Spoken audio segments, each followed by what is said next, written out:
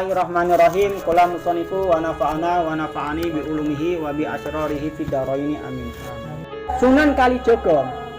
Sunan Kalijaga utawi Raden Mas Syahid utawi Mas Said yang bapaknya namanya Temenggung Wilatikta, yang bapaknya lagi namanya Sayyid Arya Tejo, yang bapaknya lagi namanya Sayyid Arya Tejo II, yang bapaknya lagi namanya Sayyid Arya Tejo Tunggal utawi Sayyid Abdurrahman As-Samad Khan, yang bapaknya lagi namanya Sayyid Ali Nuruddin utawi Nurul Alam, yang bapaknya namanya Syekh Jamadil Kubro, yang bapaknya nama Syekh Ahmad Syekh Jalal, yang bapaknya namanya Syekh Ahmad As-Samad Khan, yang bapaknya namanya Syekh Al-Imam Al-Muhajir, yang bapaknya namanya Al-Faqih Al-Muqaddam, namanya bapaknya lagi namanya Muhammad Sohib Mirbat, yang bapaknya namanya Ali Khalil Qasim, yang bapaknya namanya Alawi Asani, yang bapaknya namanya Sayyid Muhammad Sohibus Sa'umiyah atau Sa'uma'ah, yang bapaknya namanya Sayyid Alawi Al-Awal, yang bapaknya namanya Al-Imam Ubaidillah, yang bapaknya namanya Al-Imam Ahmad Al-Muhajir, yang bapaknya namanya Isa Nakim Arumi, yang bapaknya namanya An-Nakib, yang bapaknya namanya Ali Uraidi, yang bapaknya namanya Ja'far As-Sodiq, yang bapaknya namanya Al-Bakir, yang bapaknya namanya Sayyidina Ali bin namanya Zainal Abidin, yang bapaknya namanya Sayyidina Husain, yang bapaknya namanya Ali bin Abi Thalib, istrinya daripada Fatimah Az-Zahra Al-Batul, yang bapaknya Kanjeng Nabi Muhammad Shallallahu Alaihi. Jadi Sunan Kalijaga itu masih dunia Rasulullah. Jangan dikira Sunan Kalijaga berpakaian seperti orang-orang Jawa, itu bukan keturunan daripada Kanjeng Nabi Muhammad, itu masih keturunan. Jadi luar biasa. Wali Songo yang di tanah Jawa ini bukan ulama-ulama ecek-ecek, ini ulama-ulama wali-wali kutub, wali gua semua ini. Jangan dikira kita tanah orang Jawa itu mempunyai ulama yang ecek-ecek. Kita mempunyai ulama yang luar biasa. Maka suatu ketika Sunan Kalijaga itu pernah ngendika, pernah ya ngeki wejangan. Salah satunya wejangannya mengatakan bahwasanya aja adigang adigung adiguna. Jangan kamu itu sok kuasa, jangan sok besar, jangan sok sakti. Ojo adigang adigung adi. Jangan sok berkuasa, jangan sok besar, jangan sok sakti. Kalau orang barat itu mengatakan don't assume as powerful, don't assume as big, don't assume as sacred, kayak gitu. Jadi jangan kamu sok kuasa, jangan kamu sok besar, jangan kamu sok sakti. Biasanya wong sing ndhuwur mentang-mentang dadi penguasa menindas rakyat, padahal ideologi Pancasila mengatakan keadilan sosial bagi seluruh rakyat Indonesia. Kok jadi penguasa menang-mentang menginjak yang bawah, itu tidak bisa dikatakan sebagai penguasa. Mentang-mentang besar anaknya konglomerat, kos-kosannya akeh nek sampeyan ngrawolaku lah. Kos-kosannya akeh itu sok-sokan saya Kurta Sultan tulis banyak.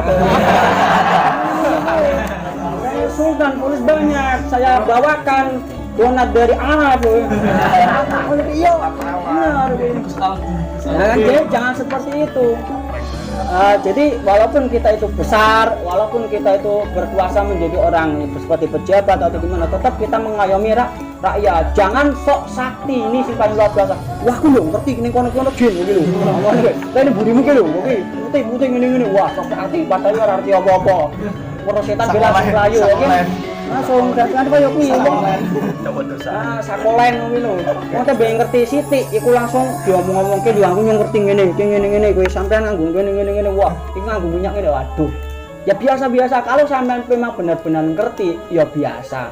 Ketika sampean akan dinaikkan derajatnya, pasti sampean akan naik walaupun sampean enggak diomong-omongke. Kayak gitu loh. Jadi walaupun sama sakti mandap, aku lho duwe ilmu Pancasila lho sangat. Aku duwe ilmu apa jenenge Rengkagunung ngono lho. Rengkagunung pacu langsung blosor ngono. Jadi gak usah ngono-ngono. Asalnya Sunan Kalijaga mengatakan bahwasanya aja adigang adigung adiguna. Jangan sok berkuasa, jangan sok besar, jangan sok sakti. Don't assume as powerful, don't assume as big, don't assume as sacred right, jangan seperti itu. Maka ketika melihat sejarah atau hikmah atau cerita yang tadi, Imam Ahmad dalam musnadnya pun ada cerita, ini cerita luar biasa, monumental yang luar biasa. Di dalam kitabnya Imam Ahmad musnadnya itu Rasulullah ketika berkumpul dengan para sahabatnya, Rasulullah itu diomongin sahabatnya, wahai Rasulullah, ada satu orang yang ibadahnya itu luar biasa, pok-pokan ngomongane kan, pok-pokan segono-gono, pok-pokan rasane gitu. Lah, luar biasa dalam beribadah, tapi ketika Rasulullah diomongi ngono, ketika Rasulullah mendengar cerita seperti ini, Rasulullah nggak berkomentar. Di tengah-tengah percakapan Rasulullah dan para sahabatnya, orang yang diomongin tadi datang. Wah, kata sahabat, itu Rasulullah, orang yang kita omongin yang ibadahnya luar biasa, datang ke situ. Itu orangnya tidak mengucapkan salam assalamualaikum warahmatullahi wabarakatuh, langsung duduk di situ. Maka ketika itu Rasulullah berkata kepada orang tersebut, sebelum dia bertanya kepada orang tersebut, Rasulullah berkata kepada para sahabatnya, saya melihat bekas goresan, bekas sentuhan di wajahnya, bekas sentuhan setan. Di wajahnya ada bekas sentuhan setan, kata Rasulullah, karena Rasulullah sudah mengetahui orang-orang yang dia hadapi. Nah, ketika ngomong seperti itu, orang yang ibadahnya kenceng, sholatnya luar biasa, ditekoi Rasulullah, wahai anak muda, apakah benar engkau seorang yang ahli ibadah? Apakah benar engkau seorang yang giat dalam beribadah, dalam bermunajat? Kata anak pemuda tersebut yang memang luar biasa tersebut mengucapkan Allahumma na'am, ana min ahli ibadah. Memang benar, saya itu orang yang ahli ibadah. Kayak gitu loh, songong oke, tidak wae pemben-bunane gitu. Wong songonge pol ki bahaya ki wong model ngono. Anak sultan polis banyak.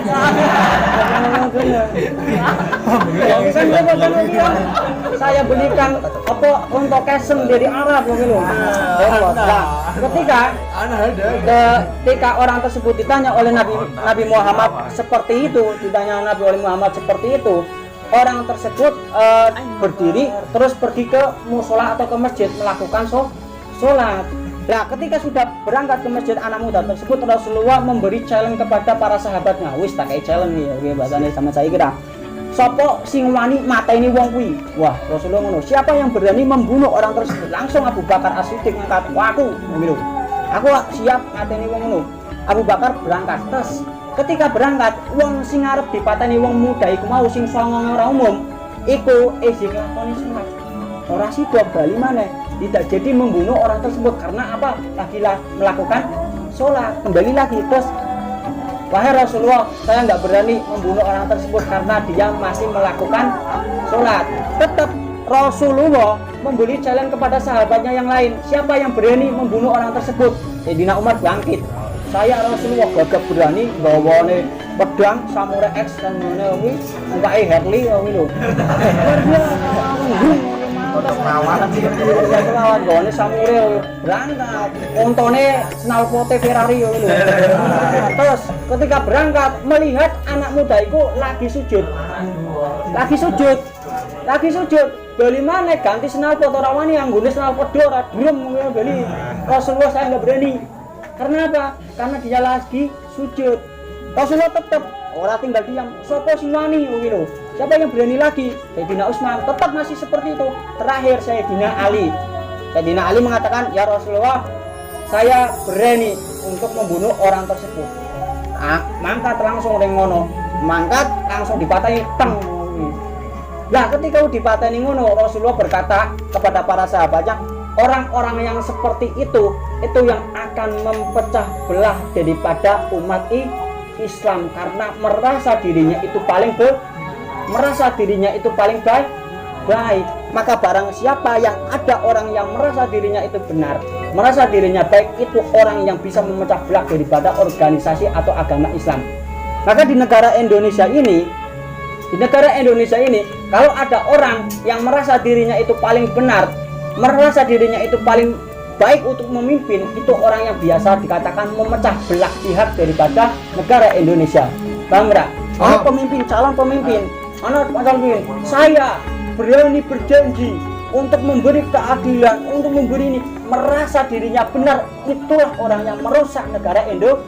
Nek ono pemimpin model ngono berarti kuwi kotok mempersatu Indonesia padahal memperusak Indonesia. Karena Rasulullah mengatakan seperti itu. Orang-orang yang seperti itu memecah belah daripada agama Islam. Agama Islam itu lebih dari Indonesia. Apa mana ini Indonesia? Sampai lihat sejarah-sejarah kerajaan. Dia merasa paling pantas untuk menjadi raja, maka terjadilah peperangan untuk merebutkan tahta. Karena apa? Ego dirinya, karena merasa baik. Yang paling abdol, paling luar biasa itu jangan sampai kita takabur.